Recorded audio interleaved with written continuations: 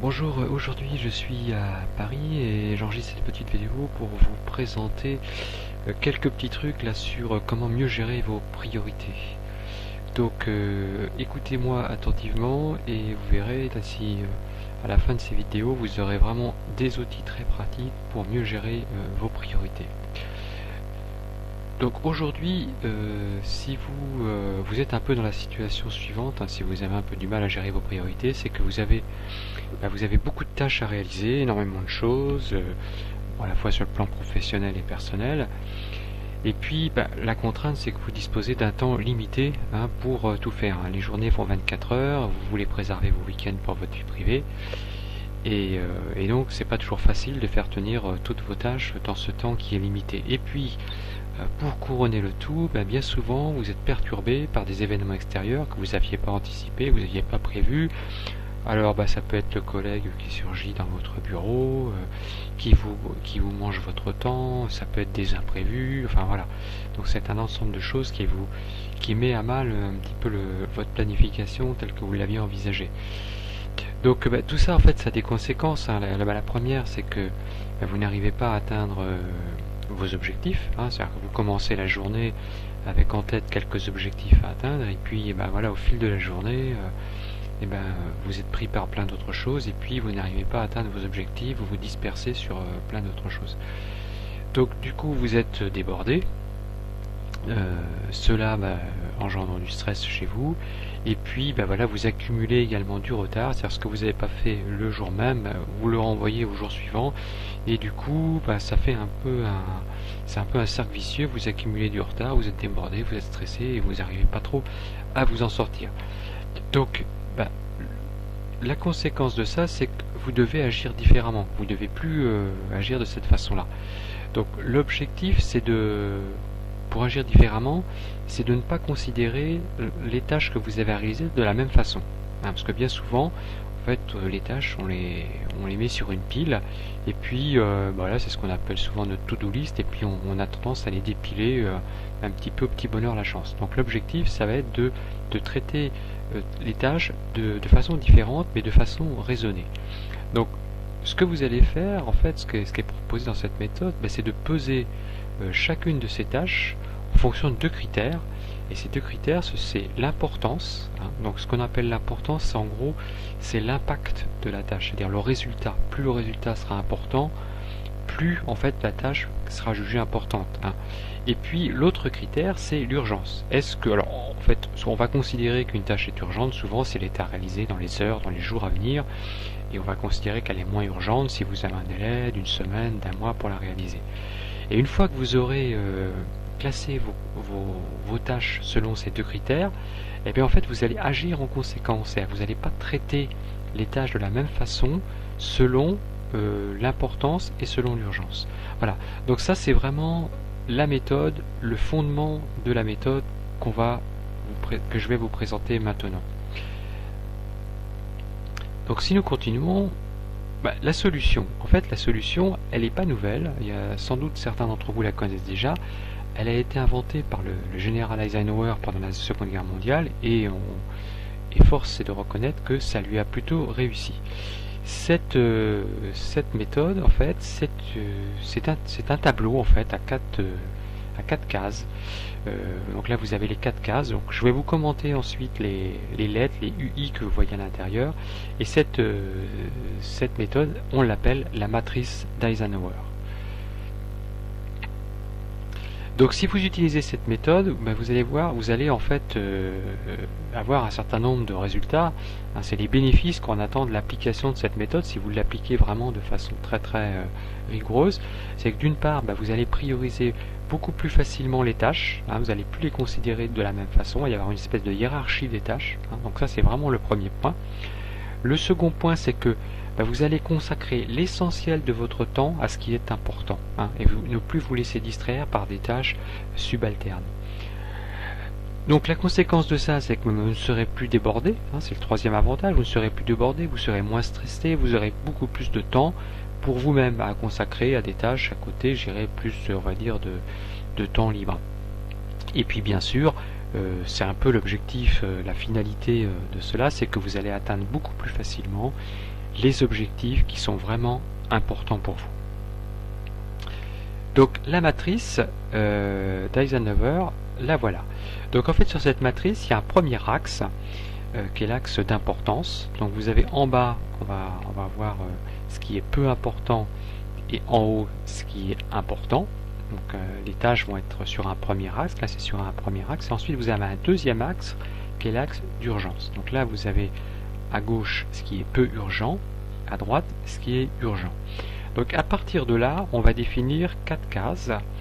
Donc la première case, la case verte, avec un petit u et un petit i. Donc petit u comme peu urgent et petit i comme peu important. Hein. Ensuite, vous avez la case bleue en bas à droite avec un u majuscule parce que c'est urgent et un i minuscule parce que c'est peu important. Ensuite, vous avez la case violette. Donc là, c'est peu urgent. Vous avez un petit u et important, un grand i. Et enfin, la case rouge. Et là, c'est à la fois important et c'est à la fois urgent. Donc, vous avez un u et un i, tous les deux majuscules. Voilà. Donc, l'objectif, on va le voir sur la suite, ça va maintenant être de classer en fait les différentes tâches que vous avez à réaliser, hein, donc qui dépendent des objectifs à la fois personnels et professionnels, dans chacune de ces cases. Donc on va prendre quelques exemples pour illustrer chacune de ces cases. Donc on va commencer par la case rouge, hein, qui est la case urgent et important. Donc là c'est vraiment des choses très urgentes, très importantes.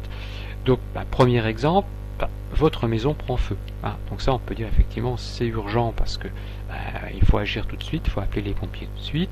C'est important parce que c'est votre maison, c'est votre principal investissement, c'est votre principal capital. Donc c'est vraiment urgent et important. C'est vraiment un exemple un peu exagéré, mais c'est pour bien comprendre le système. Ensuite, je vais prendre un deuxième exemple, un peu dans la vie professionnelle, c'est vous avez un entretien d'embauche le jour même. Donc là, c'est pareil, c'est pour décrocher un nouveau travail. Donc là, c'est vraiment urgent parce que c'est le jour même et c'est important parce que c'est bien sûr votre travail, donc votre salaire, voilà. Et donc c'est vraiment quelque chose de crucial.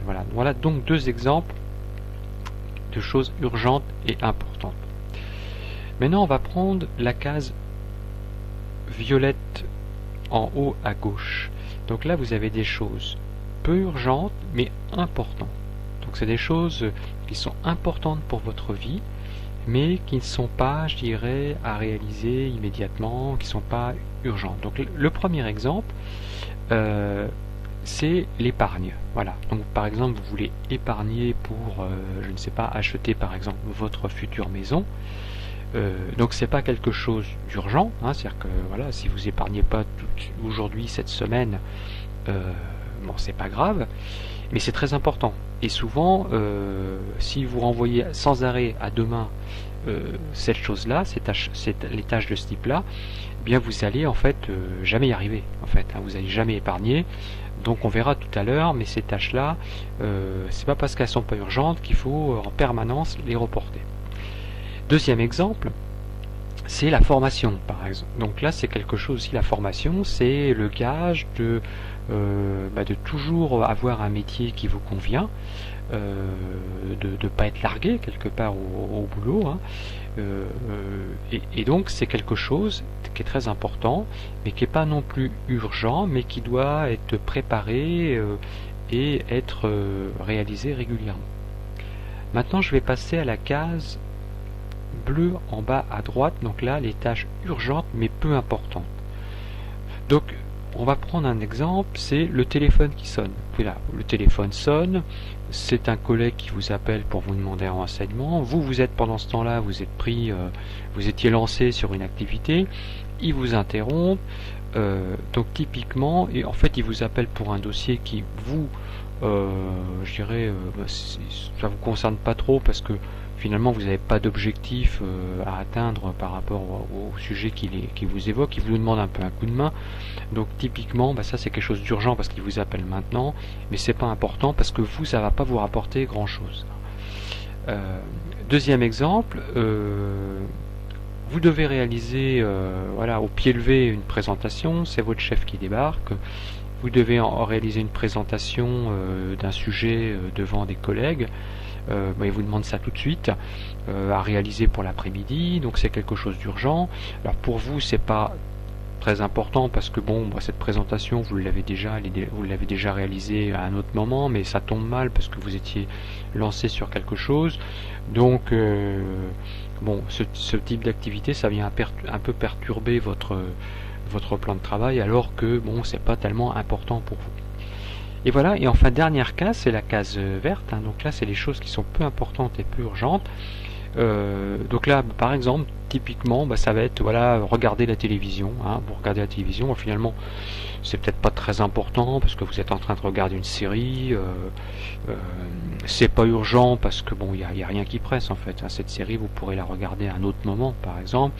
Et puis ça peut être aussi tout ce qui est lié aux activités à internet. Donc là je vous ai mis un peu le logo Facebook, donc Facebook c'est pareil, hein. C'est bien d'y passer un peu de temps, mais souvent on a tendance à y passer énormément de temps, c'est quelque chose d'assez chronophage.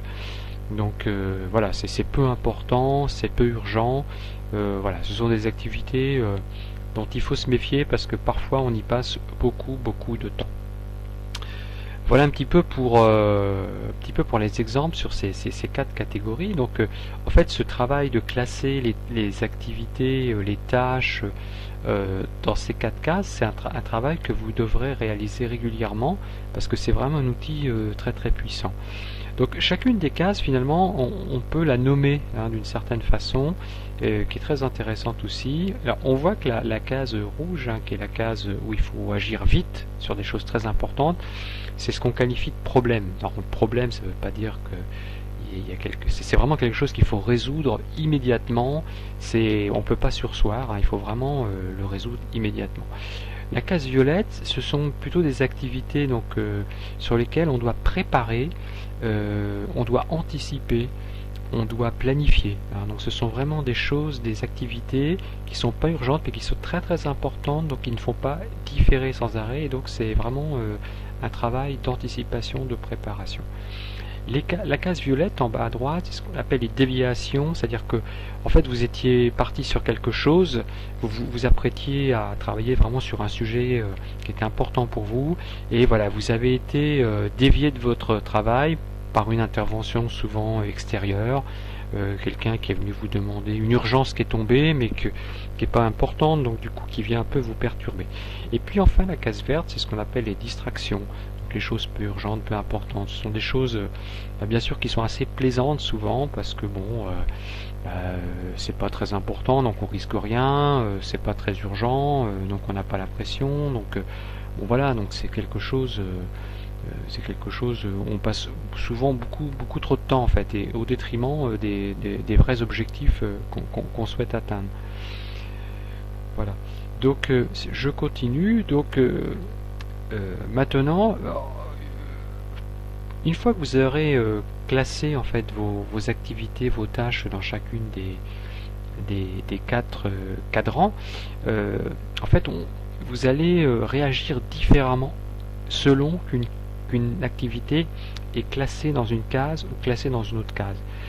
Et c'est là où ça va vraiment vous changer la vie, parce qu'aujourd'hui vous avez un petit peu tendance à faire les choses au même niveau, c'est-à-dire que quelle que soit la tâche, quel que soit le cadran dans lequel vous aurez mis la tâche, vous agissez un petit peu au même niveau. Souvent on a tendance à prêter beaucoup trop d'importance aux tâches urgentes au détriment des tâches vraiment importantes, hein.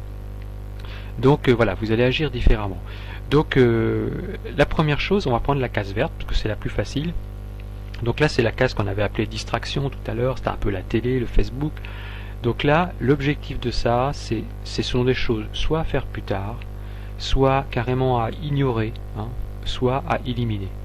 Donc ce sont vraiment des activités chronophages qui vous rapportent rien à plus long terme. Bon, bien sûr ça vous fait plaisir sur le moment, donc l'objectif c'est pas non plus de tout éliminer, mais c'est d'y passer moins de temps. C'est-à-dire que là où vous passez je sais pas 10 heures par semaine à regarder la télé, en fait est-ce que c'est vraiment intéressant d'y passer 10 heures? Peut-être que si vous aviez passé 5 heures à regarder des émissions vraiment intéressantes, au bout du compte, vous n'auriez pas perdu grand chose, quoi. Et puis vous auriez dégagé 5 heures peut-être pour faire quelque chose qui à terme est important pour vous.